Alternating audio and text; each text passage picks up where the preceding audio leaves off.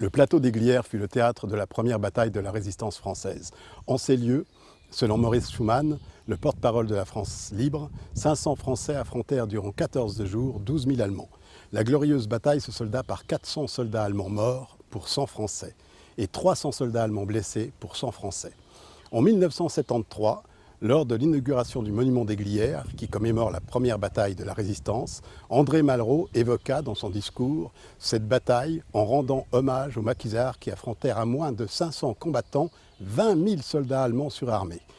Dans ses mémoires de guerre, le général de Gaulle rendra également hommage aux maquisards des Glières, qui mirent hors de combat 600 soldats allemands lors de ce qui sera appelé la première bataille de la Résistance. Dans l'édition de 1978 de l'ouvrage intitulé « Glières, première bataille de la Résistance », les pertes allemandes sont revues à la baisse. On peut y lire le témoignage d'un rescapé des Glières qui avance le chiffre de 300 hommes hors de combat pour les Allemands. En 2007, lorsque Sarkozy vint user ses talonnettes aux Glières, le JT de TF1 évoqua une bataille entre une centaine d'hommes et des milliers de soldats. Si les chiffres de cette bataille ont si souvent varié, c'est qu'en réalité, tous sont faux. Car la bataille des Glières n'a jamais eu lieu et les Allemands ne perdirent donc aucun homme au combat. Ainsi, cette première bataille de la résistance française, que l'historien Max Gallo qualifia en 2009 comme l'un des blasons de l'histoire millénaire et héroïque de la nation, cette bataille qui participe aujourd'hui du récit national français, fut-elle inventée de toutes pièces. Mais ce mensonge, un de plus dans la glorieuse histoire de la France, n'était pas, comme on voudrait nous le faire croire aujourd'hui, de la propagande destinée à démoraliser l'armée allemande.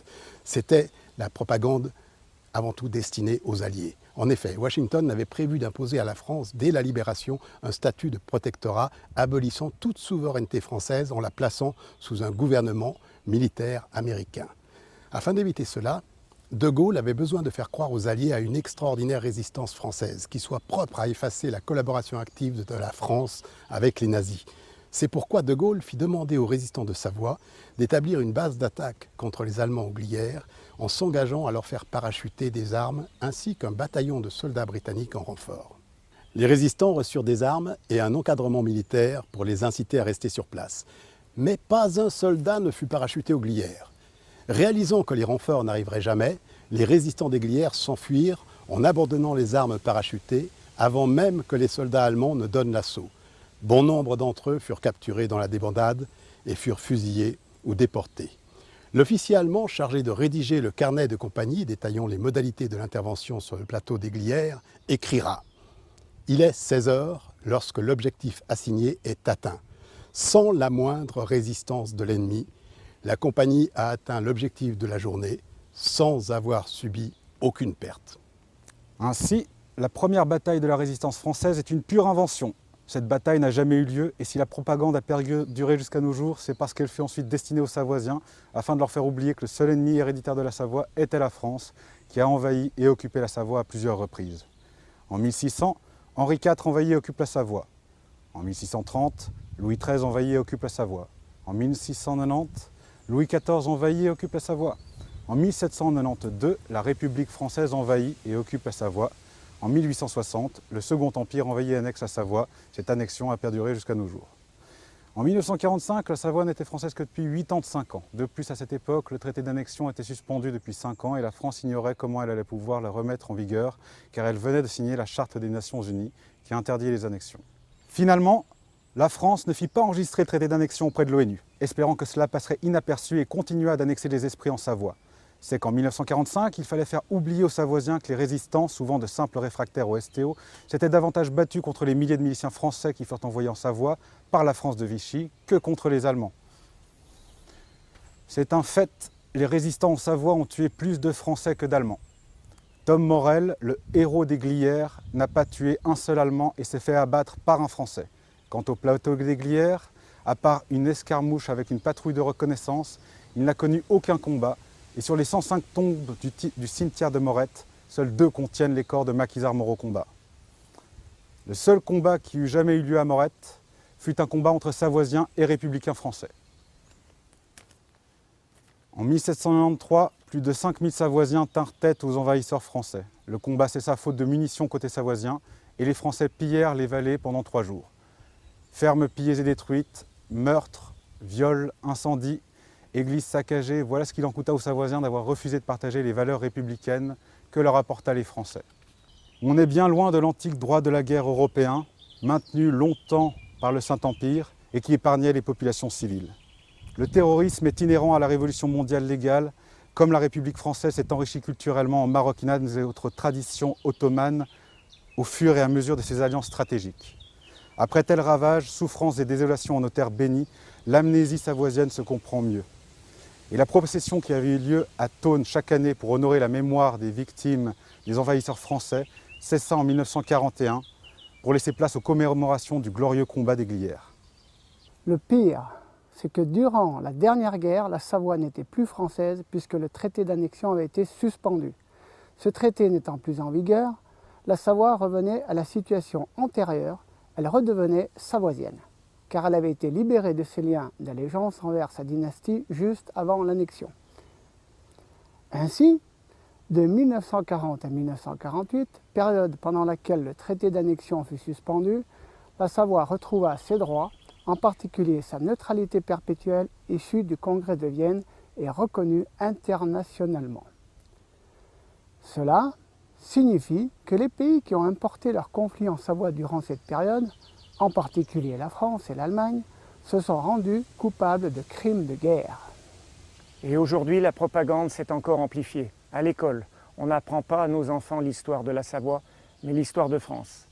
Et depuis la loi Fillon, on leur fait apprendre la Marseillaise, le chant sanguinaire des républicains français qui envahirent et pillèrent notre pays.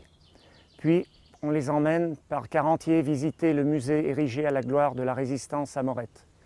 Et afin d'en faire de bons citoyens français, le service mémoire et citoyenneté du conseil départemental leur organise un circuit pédagogique sur le plateau des Glières où des pistes ont été tracées, balisées, de panneaux explicatifs à la gloire de la France et de sa résistance, puis on achève de leur bourrer le crâne dans un espace multimédia où leur sont projetés des films de propagande. Les écoliers qui ont l'obligation de visiter ce que leurs professeurs appellent des lieux de mémoire sont qualifiés de public captif, les enseignants ayant pour tâche de motiver ce public captif, ces enfants, en leur faisant visiter ces lieux de mémoire afin d'éduquer les futurs citoyens. En vérité, ces lieux de mémoire ont été imaginés en Savoie pour effacer la mémoire d'un peuple, le peuple savoisien, et faire la propagande de la République française. C'est ce que l'écrivain Milan Kundera a très bien exprimé dans une réflexion que l'historien Claude Barbier a mis en exergue à la première page de l'ouvrage qu'il a consacré à rétablir la vérité sur la bataille de Glières. Pour liquider les peuples, on commence par leur enlever la mémoire. On détruit leurs livres, leur culture, leur histoire, et quelqu'un d'autre leur écrit d'autres livres, leur donne une autre culture, leur invente une autre histoire. Ensuite, le peuple commence lentement à oublier ce qu'il est, ce qu'il était. Le monde autour de lui l'oublie encore plus vite. C'est exactement ce qui s'est passé en Savoie, où un décret publié quelques mois après l'annexion supprimera les écoles universitaires établies dans ce pays et mettra d'office leurs enseignants à la retraite. Pour achever le travail au lendemain de la Première Guerre mondiale, les instituteurs recevront l'ordre de brûler dans les cours des écoles les manuels d'histoire de la Savoie. Et voilà ce qu'on a aujourd'hui. La France a coulé le mensonge dans le béton pour mieux l'imposer à nos enfants. On nous a inventé une autre histoire. Le monument des Glières est une insulte à l'intégrité de notre histoire, à l'harmonie de nos paysages, à l'écologie de nos alpages. Ce monument n'a rien à faire en Savoie, pas plus que l'histoire de France qui ne nous concerne pas. Nos montagnes sont nos monuments et la France ne doit pas les saccager en y érigeant des monuments à la gloire de son mensonge et en y traçant des pistes au bulldozer pour y mener nos enfants, comme un troupeau bêlant sa Marseillaise. Ce monument est là pour établir le mensonge. On n'apprend pas en Savoie le combat de Morette où plus de 5000 Savoisiens ont affronté l'envahisseur français. On n'apprend pas la résistance en Savoie en disant que c'était un combat contre la France et que des jeunes de Savoie ont essentiellement affronté des milliers de miliciens français envoyés par Vichy dans ce pays annexé. Mais on apprend un glorieux combat contre les Allemands sur le plateau des Glières, un combat qui n'a jamais eu lieu. On fabrique ainsi de toutes pièces une histoire en Savoie à la gloire de la France. Le mensonge français n'a plus sa place en Savoie.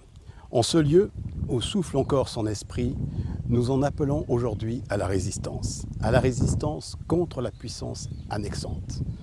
Lorsque je suis né, mon pays, la Savoie, était français depuis moins d'un siècle. On ne m'a rien appris de son histoire, comme si l'on pouvait effacer le passé d'un pays millénaire. Mais la Savoie demeure un pays annexé. En 2012, suite à mes révélations et au courrier que j'ai obtenu auprès des archives du ministère français des Affaires étrangères et des archives de l'ONU, la France a été contrainte de faire enregistrer le traité d'annexion de la Savoie par l'ONU. Du moins d'essayer de le faire enregistrer. J'ai obtenu que l'ONU refuse cet enregistrement en démontrant que le traité d'annexion de la Savoie était abrogé depuis 1948 et qu'ainsi les institutions françaises n'avaient plus aucune légitimité dans notre pays. Ce que j'ai obtenu peut faire renaître la Savoie. Pour cela, il faut se montrer digne de nos aïeux qui ont combattu les Français et qui n'ont pas pu dire non à la France lors de la votation truquée de 1860. Une votation qui s'est déroulée sous occupation militaire française, où l'abstention était interdite et où il n'y avait pas de bulletin non dans des bureaux de vote sans isoloir.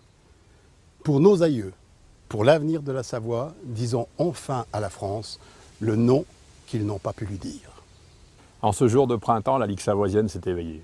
Elle avait été mise en sommeil après le départ de son fondateur, qui s'en était éloigné pour préparer discrètement l'affaire de l'ONU, affaire où le gouvernement français s'est fait piéger piteusement. À présent, Jean de Pingon est de retour avec nombre de ses anciens compagnons et nous invitons à nous rejoindre afin que les Savoisiens s'assemblent par milliers pour faire renaître leurs droits. La Ligue savoisienne n'est pas un mouvement populiste. Des mouvements populistes définissent leur peuple et leurs ennemis. Ainsi, pour le mouvement La France Insoumise, il y a un peuple de gauche et son ennemi, c'est l'élite. Pour le Front National, il y a le peuple français qui a pour ennemi la mondialisation. Nous ne nous définissons pas, c'est la République française qui nous a définis par un décret du 27 novembre 1792 comme étant le peuple souverain de la Savoie. Nous acceptons cette définition. La France était alors l'ennemi de la Savoie puisqu'elle l'avait annexée après l'avoir envahie militairement, comme elle l'avait déjà fait par le passé et le fera de nouveau en 1860. Nous n'avons donc pas à nous définir ni à choisir notre ennemi. Nous sommes les héritiers du peuple souverain de la Savoie et notre ennemi, c'est le pays qui n'a cessé de nous envahir tout au long de notre histoire. Un pays qui n'en finit pas de s'écrouler. Laissons-le sombrer sous ses contradictions, détournons nos regards de son naufrage et assemblons-nous pour faire renaître la Savoie.